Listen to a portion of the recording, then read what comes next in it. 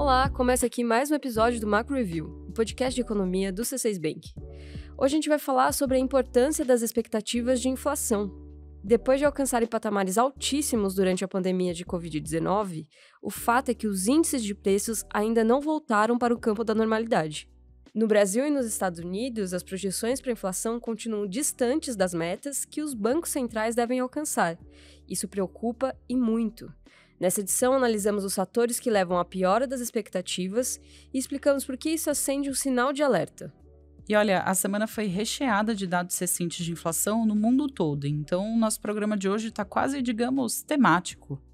A gente vai falar da prévia da inflação brasileira de maio, dos dados do IPCA-15.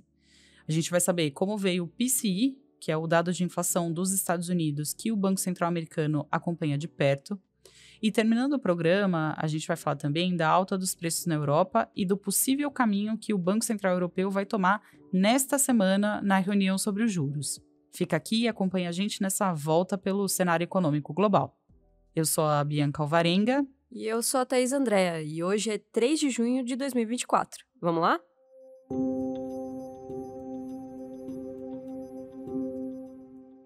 A piora recente das projeções de inflação ocupou o centro das discussões no meio econômico brasileiro.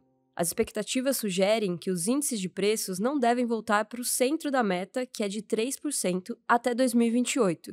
E eu tô falando 2028 porque esse é o último ano do horizonte de projeções do Boletim Focus. Além disso, as perspectivas para o futuro próximo estão piorando. Nas últimas semanas, as projeções para o IPCA no Focus subiram de 3,5% para 3,9% em 2025. Para 2026, o cenário previsto saiu de 3,5% para 3,6%. Em uma fala recente, o presidente do Banco Central, Roberto Campos Neto, elencou a piora das expectativas como principal razão para um corte menor da taxa Selic em maio. A gente analisou essa decisão do Banco Central 2 semanas atrás, no episódio 110. O Campos Neto enfatizou a importância das projeções para as decisões do BC, algo que a ata da última reunião do Comitê de Política Monetária, do Copom, já havia sugerido. Essa ata explorou também as possíveis razões para a desancoragem das expectativas. E os 3 principais fatores apresentados foram a piora no cenário externo, a preocupação sobre a política fiscal e a percepção dos próprios agentes econômicos acerca do compromisso da autoridade monetária com o atingimento da meta ao longo dos anos. Vamos lá, eu vou explicar. O primeiro ponto, ele está relacionado à incerteza quanto ao corte de juros nos Estados Unidos, um evento que influencia o dólar e outros ativos brasileiros, como a gente vive dizendo por aqui. A manutenção dos juros americanos em patamares elevados por mais tempo significa um dólar mais valorizado, o que encarece os produtos importados, de alimentos a combustíveis e bens industriais. Ou seja, mais inflação em vista. A segunda razão apontada pelo Banco Central para a piora das expectativas de inflação é o quadro da política fiscal brasileira. Com o endividamento público elevado e com um déficit recorrente, ou seja, com despesas públicas maiores do que as receitas, existe uma incerteza em relação à sustentabilidade do pagamento da própria dívida do governo, sem que se tenha que recorrer à impressão de mais moeda. Como consequência, menos investidores podem se mostrar dispostos a aplicar recursos aqui no Brasil, o que também leva a uma valorização do dólar. Por fim, a ata menciona as dúvidas dos analistas de mercado sobre a capacidade de a política monetária levar a inflação de volta para a meta. Na nossa visão, quanto mais tempo a inflação fica fora da meta, menor é a crença dos agentes econômicos de que, em algum momento, ela vai voltar para o alvo. E esse ponto é fundamental. Nos Estados Unidos, o clima de incerteza se repete. A mediana do índice da Universidade de Michigan, que acompanha as expectativas de consumidores para a variação de preços no longo prazo, essa mediana está em 3%, lembrando que a meta para a inflação americana é de 2%. Um ponto que preocupa é que a média desse mesmo índice tem sinalizado uma alta relevante das expectativas, ou seja, a pista de que uma desancoragem pode ocorrer em território americano. Assim como no Brasil, a inflação dos Estados Unidos está fora da meta há bastante tempo. O índice tem se mostrado duro na queda por causa da persistência dos preços de serviços. Além disso, a dívida pública americana está em trajetória de alta e as propostas dos candidatos à presidência do país não sugerem que um ajuste fiscal vai ser feito no futuro próximo. Tudo isso afeta as perspectivas para os índices de preços. Mas por que, afinal, as expectativas de inflação importam tanto? Para entender melhor, imagina um navio sem âncora. Se o mar estiver agitado, o navio vai ficar à deriva, certo? Mas se ele tiver uma âncora, o navio tende a ficar parado, mesmo com um tempo ruim. É exatamente isso que acontece com a inflação.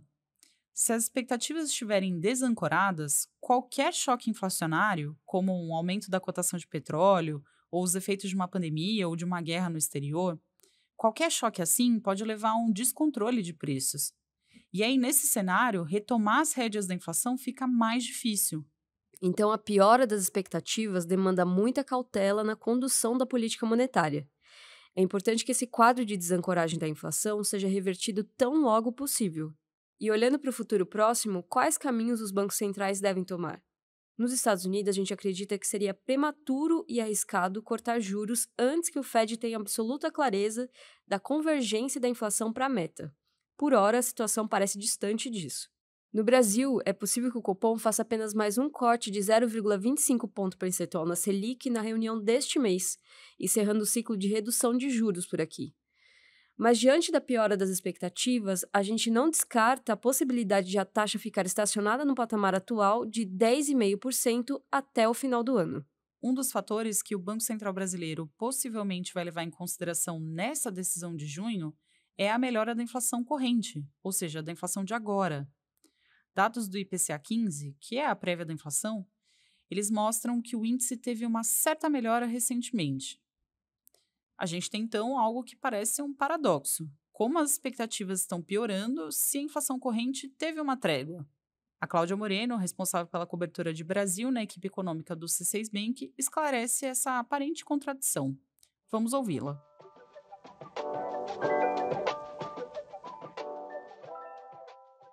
Olha, Bianca, é verdade que os dados de inflação divulgados recentemente mostram uma certa melhora, mas boa parte desse alívio foi por causa da queda dos preços de bens industriais, que tem mais relação com os preços lá de fora, com a cotação de commodities como o aço, e tem menos relação com a dinâmica doméstica. Esse ponto é importante e a gente vai falar em detalhes dessa composição da inflação daqui a pouco nos números do IPCA 15. Agora, Cláudia, os dados melhores eles dão alguma tranquilidade para a inflação brasileira? Olha, é uma boa notícia, mas ela não conta a história toda. Olhar para esses números é como olhar no retrovisor. A gente está observando, na verdade, o comportamento da inflação no passado, dos últimos 12 meses.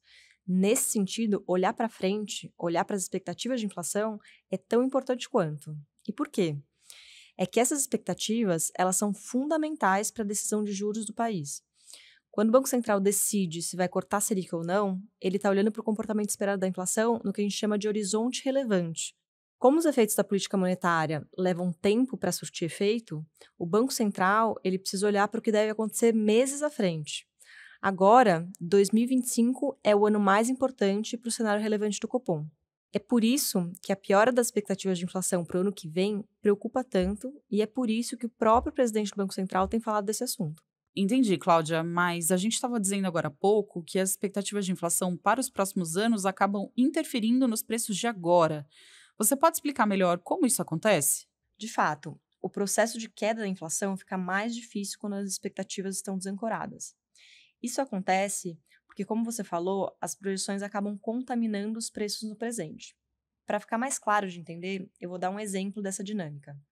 Imagina que você é dono de um negócio e precisa colocar preço nos produtos que vai vender. Para fazer essa conta, você faz uma estimativa da evolução dos seus custos nos próximos meses. Quanto de reajuste você vai dar para os seus funcionários, quanto que vai gastar com insumos ou com fornecedores e por aí vai. Se as expectativas de inflação estiverem elevadas, é normal que você contabilize esse custo futuro de uma inflação mais alta e por isso coloque um preço mais elevado nos seus produtos desde já. Ou seja, a projeção de preço que a gente vê lá para os próximos anos acaba impactando a inflação de hoje.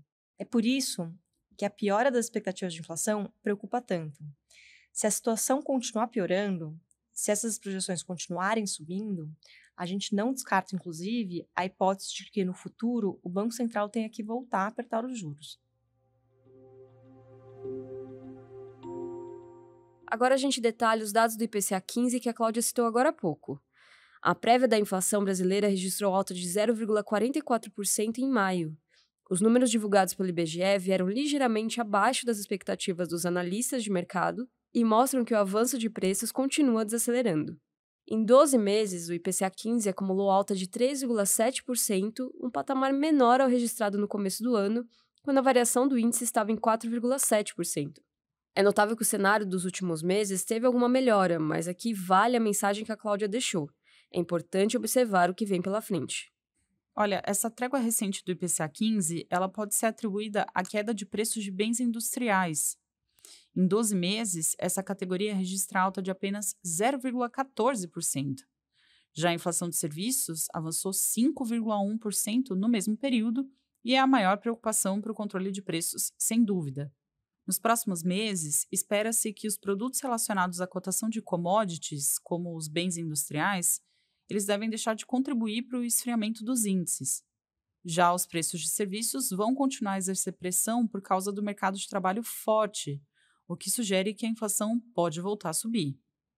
A gente acredita que o IPCA vai encerrar 2024 em 4,7% e terminar 2025 em 5%. O assunto agora é a inflação americana, que continua a dar sinais de acomodação em um patamar elevado.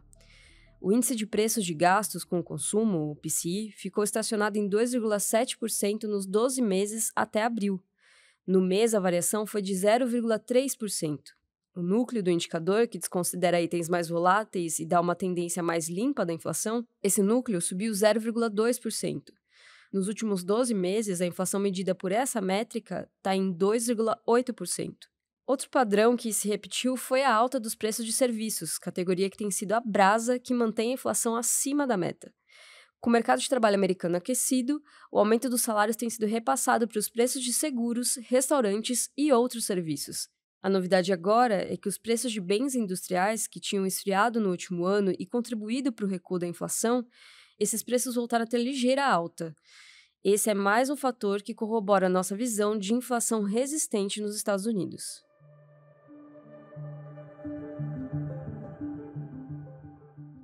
E na zona do euro, o índice de preços ao consumidor, o CPI, ele registrou avanço de 0,2% em maio. Em 12 meses, tanto a inflação cheia quanto o núcleo voltaram a acelerar na região. O núcleo do CPI, que desconsidera os preços de energia, alimentos, álcool e tabaco, esse núcleo acumulou alta de 2,9% no período. A expectativa dos analistas de mercado era que essa variação ficasse em 2,7%, repetindo o resultado de abril. Assim como acontece no Brasil e nos Estados Unidos, e praticamente no mundo todo, na verdade, os preços de serviços têm puxado a inflação europeia para cima. Nos últimos meses, renegociações entre trabalhadores e empresas resultaram em um forte ajuste de salários, em especial na maior economia do bloco, a Alemanha. Apesar disso, os membros do Banco Central Europeu têm afirmado que esperam um alívio dos preços nos próximos meses. Com base nessa expectativa, é provável que, apesar da inflação mais resiliente, a autoridade europeia decida por um corte nas taxas de juros na reunião que acontece nesta semana.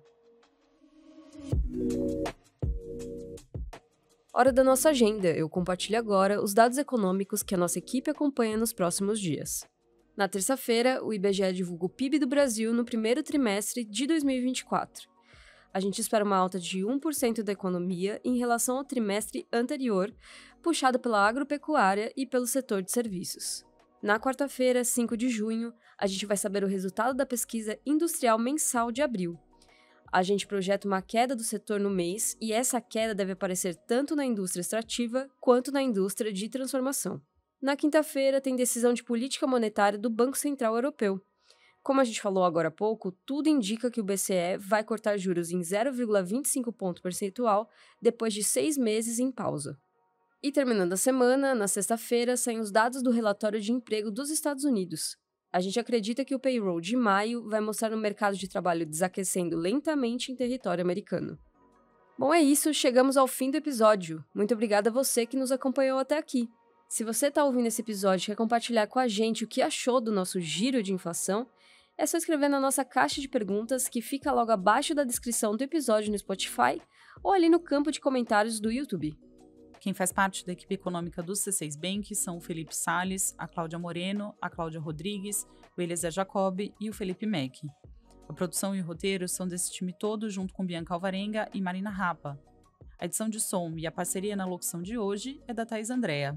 A divulgação nas redes sociais fica com a Ana Vischer. Lembrando que você pode seguir o Macro Review na sua plataforma favorita de podcasts. Assim, quando a gente publicar um novo episódio, você vai ser notificado. É bom para quem quer ficar por dentro da economia e para quem quer conhecer uma visão original dos fatos econômicos. Uma boa semana para você e até a próxima!